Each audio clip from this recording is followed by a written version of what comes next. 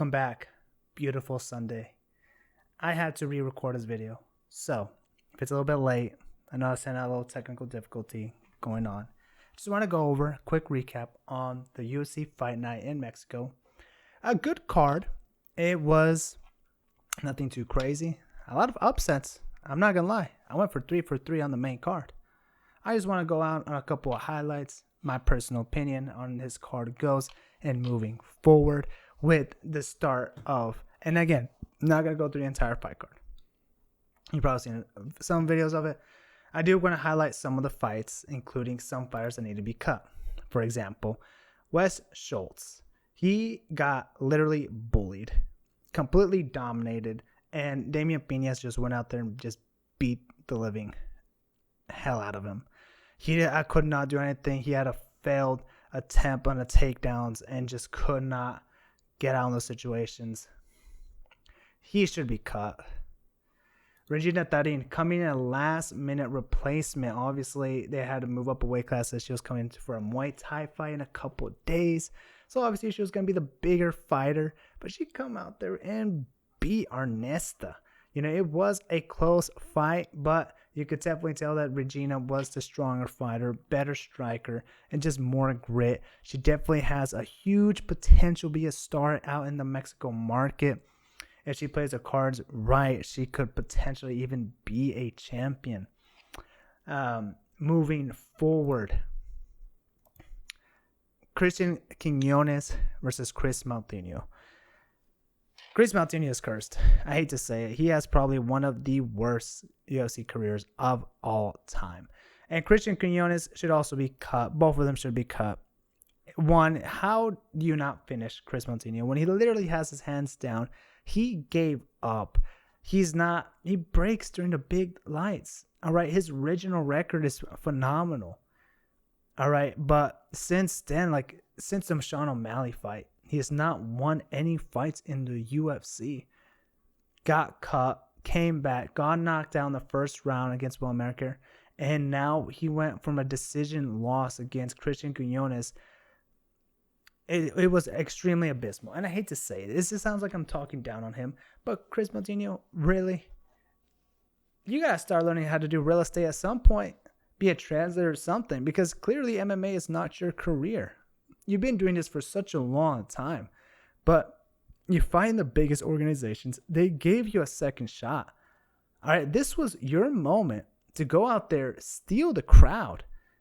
Be an underdog and beat Christian Quiñones, which you could have done. All right, but you didn't. You were like a body bag. You had no power on your punches, no literally successful takedowns. This guy took you down 70% out of the 10 attempts he had. Your wrestling sucks. All right, your ears do not reflect on your wrestling abilities. I'm being honest. It was just a very horrible fight. And I want to move on from this. But cut Chris and cut Christian. Right? Christian looks like he's a regional fighter. So this UFC fight night looked like a regional fight scene. I'm being honest. With the majority of the fights just being really poor. It was not good in my opinion. Aileen Perez just beating Macy Chiasson literally only by taking her down and out-muscling her. You could just tell. All right, she is a skinny girl, you know, the typical lesbian haircut. And she's coming here and says, like, I got thighs, legs, I lift, I shake my ass. This chick, she has a potential, right? She's not going to be a champion, maybe. But I like the good call out against Tracy Cortez. That's a good. Get it done. Jose Daniel Medina. I know I said I was going to go through the fight card, but I'm not going to go in debt. Cut this man.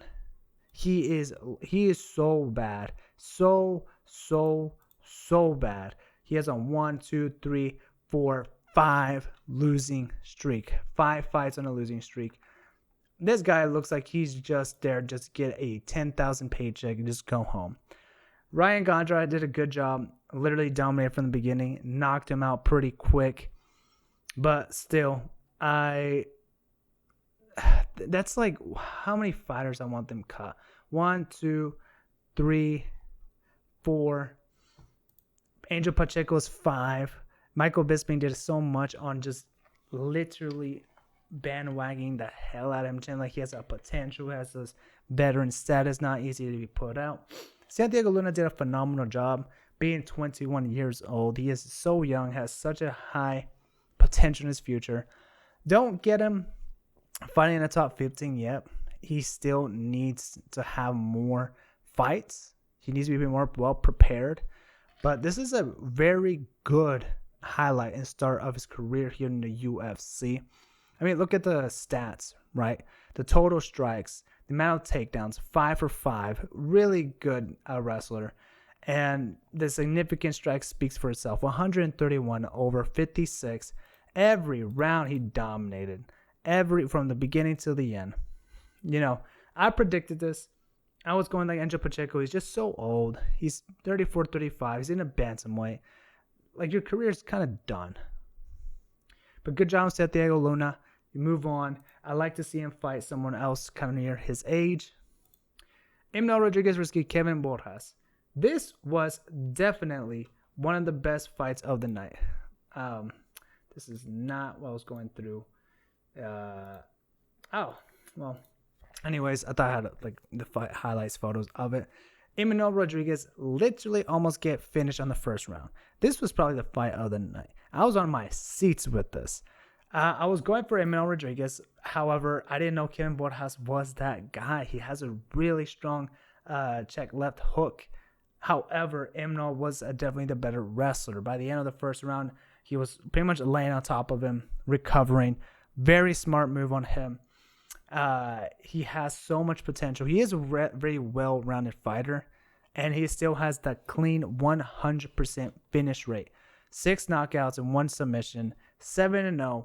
He is 21-22, still another young flyweight prospect.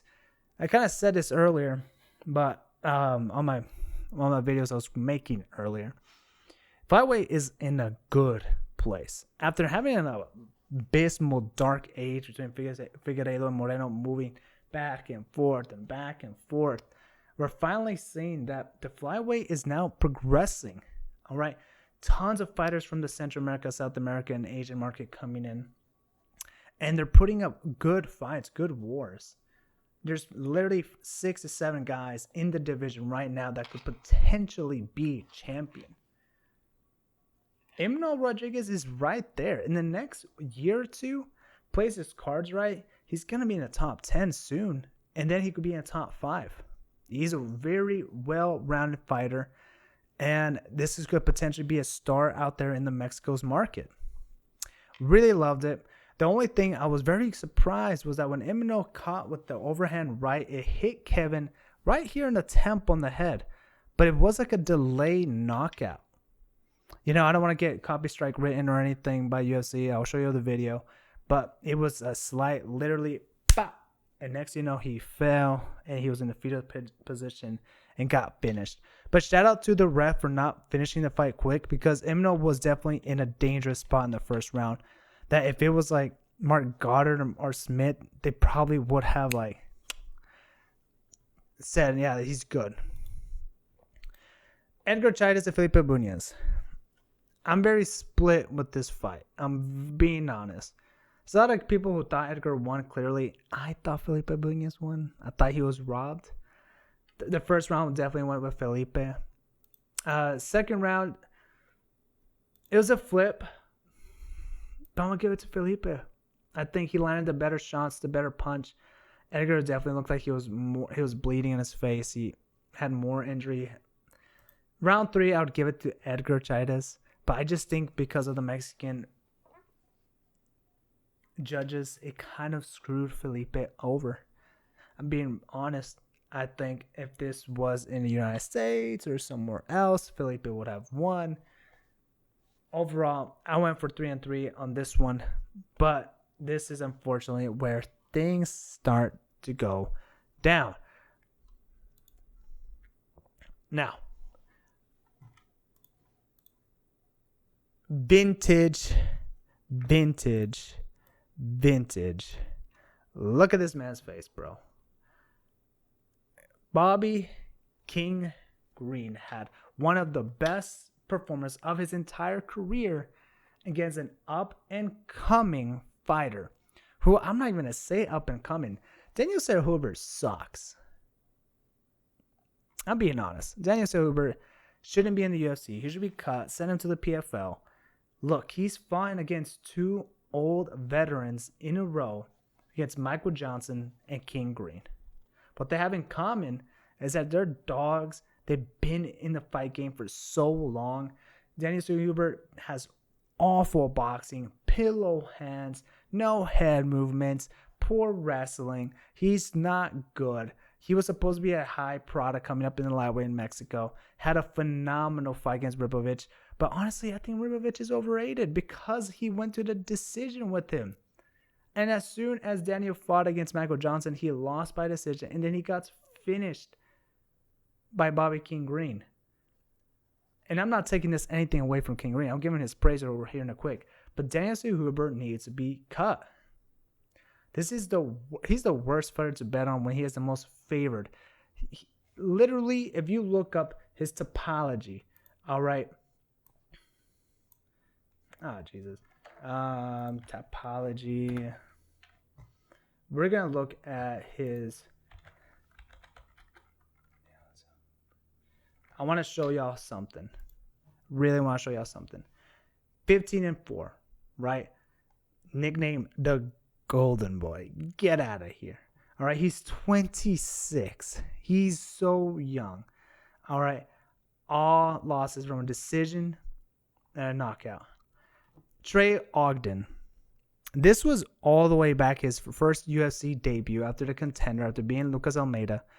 He was favorite. At the time, he was undefeated. He had with a negative 300 on the betting odds, if I remember correctly. Loses. Goes in a nice 3-fight winning streak. All right, no one special. People around his rankings, right? Lando Veneta, Christos Giagos, Francisco Prado. Then has a phenomenal fight. Yeah, fight of the night. Probably one of the fight of the year against Esteban Ribovic. This showed like this guy is a dog. He has a chin. He's willing to go to war. Has high potential. Loses by a split decision. All right. But then Michael Johnson. He was at a favorite of 5-1 to beat Michael Johnson. Loses by unanimous. Literally gets schooled. Dominated. I had Michael Johnson win this fight. Fortunately, I got it right. This fight, I had Daniel Silva winning. But my gosh, was I wrong. I was so wrong. This is what happened. King Green came out with an outstanding performance. Domination from the beginning to end. Look at the stats, right? Total strikes, 100 significant strikes. Or total strikes, 100 landed compared to 17. 86 significant strikes compared to 17. This dude threw 78 punches and only landed 17. Bobby was moving, waving. And if I'm being honest, this is past prime King Green. If he fought the King Green when the King was 30 years old, 31, 32, we would have seen this guy literally die. Michael Johnson, if he was 30 years old, 29, 28, he would have killed Zellhuber. And this is something that's going to suck because for the rest of his career, he's never going to be taken that serious. He's never going to crack top 15. He's always going to look upon him like, dude, at your youngest age, when you're like at your fastest, maybe not your physical prime mentally and experience, but you're fought against two old heads. All right, guys who are on their way out, but you can't beat those guys. And by the time you get to their age, they're going to be in their 50s, and they'll be like, dude, I whooped your ass when I was at their 39 or 38 years old. And nothing to disrespect him, nothing to talk bad, but I'm just pointing out the obvious. Daniel Silva should not be in the UFC. He is not good. He has too much faults. He is too predictable. We know how to beat them. It is what it is. Moving on. Shout out to Bobby King. I love King Green. He stays in the UFC. He's on a 2-fight win streak. Love to see him fight against Michael Johnson or Terrence McKenna. Let's set things out. Okay, the last 2 fights. Kind of do want to go a little bit more in depth with this. First of all, David Martinez put a stellar performance. Love the hair. But this was pretty much the entire fight. Jito, the entire time, was just covering himself up. Couldn't do nothing. So slow. The same story over and over and over. It's like he didn't have enough time. My brother in Christ, you have 3 rounds. You got to start sooner. This is the same thing. You're on a 4-fight losing streak. 4-fight losing streak. 4-fight losing streak. Look at this. Look at this. Right here.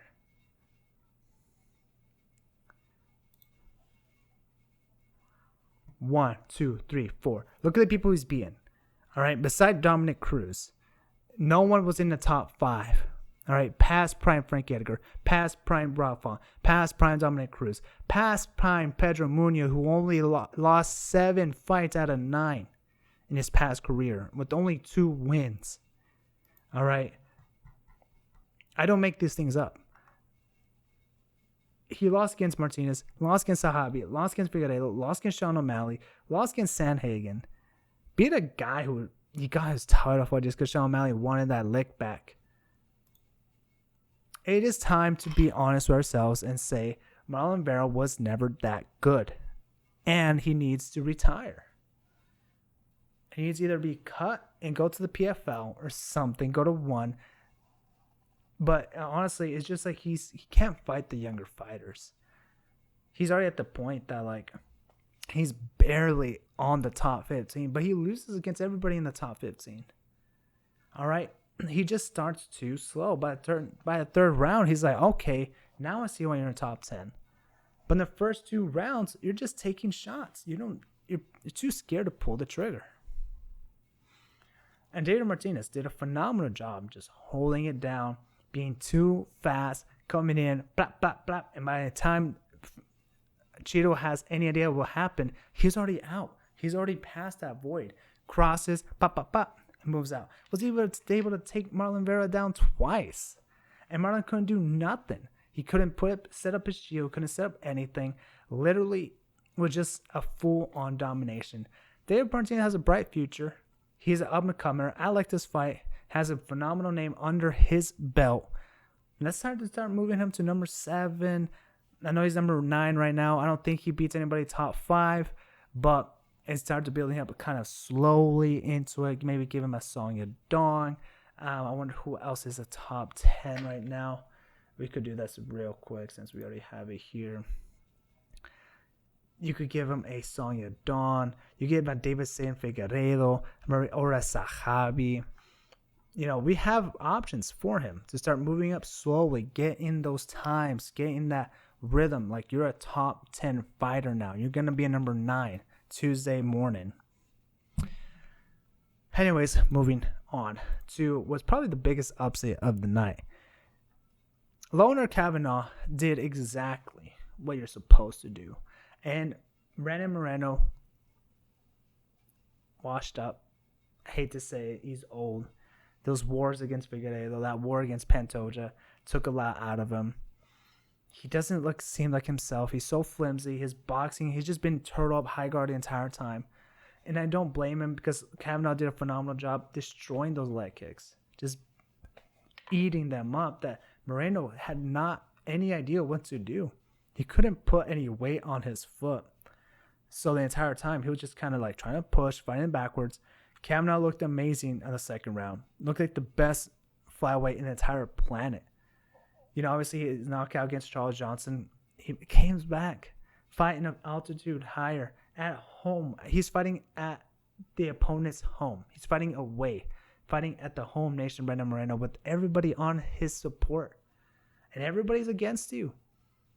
But he goes out there, shut things out, dominated. He does have some things you need to work on.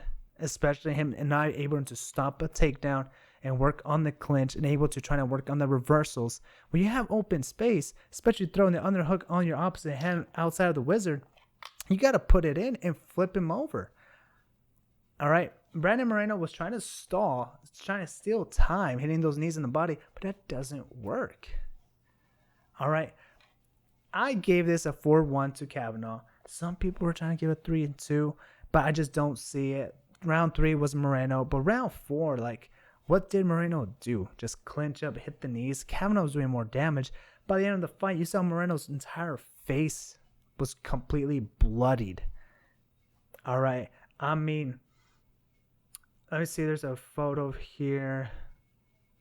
I mean, what a performance.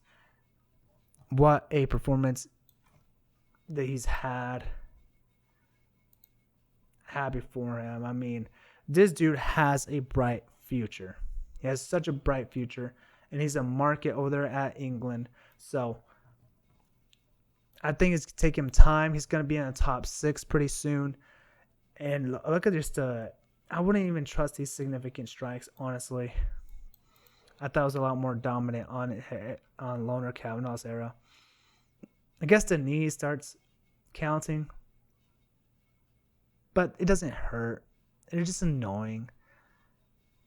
And Brandon didn't know urgency to try to sweep him or go for a singlet and pull him out, or even just take him out, then shoot for a double and get Kavanagh to the ground. But he didn't do any of that. All he did was just held him against the cage. His cage works sucks. But overall, not a lot of complaints I want to say in this fight card. It was good. Not great. It wasn't dominating. I was kind of falling asleep by the end. I'm just going to be kind of honest. There were some great surprises. Just a lot of these fighters need to be cut. All right? I'm just being honest. You know, there's like 5 fighters that should be cut out of this card. And Mexico's market needs to be a lot more focused. They need to have better wrestling out there. But this is a good sign.